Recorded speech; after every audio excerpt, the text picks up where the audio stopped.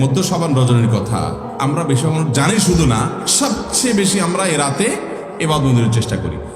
তো সবচেয়ে বেশি চেষ্টা তো হওয়া উচিত হলো লাইলাতুল কদরে। এর পাশাপাশি যদি কেউ মধ্য শাবান রাতে আল্লাহ তাআলার ক্ষমা লাভের চেষ্টা করে, সেটা দর্শনীয় না, সেটা জায়েজ। এই রাতের এতটুকু ফজিলত অবশ্যই প্রমাণিত যে আল্লাহ রাব্বুল আলামিন এই রাতে হিংসুক ছাড়া, মুশরিক ছাড়া বাকি মানুষগুলোকে সাধারণ ক্ষমা ঘোষণা করেন। অতএব এই রাতের একেবারে কোনোই ফজিলত নেই, ব্যাপারটা সেরকম না। বিভিন্ন হাদিসের আলোকে এটুকু অন্তত সাব্যস্ত হয় যে আল্লাহ তাআলা হিংসুক এবং আপনার মুশরিক ছাড়া, মানুষের পিছিয়ে লাগে শত্রুতা, এই মানুষটা বাকি মানুষকে মাফ করে। তাহলে মধ্য শাবানের রাত বা যেটাকে শবরাত বলছি আমরা, এই রাতের মূল আমলই হলো, এটাকে কেন্দ্র করে মূল আমলই হলো নিজেকে শিরক এবং হিংসা থেকে পরিচ্ছন্ন করা, সাধারণ ক্ষমার উপযুক্ত করা। এটা হলো মূল আমল, বাস।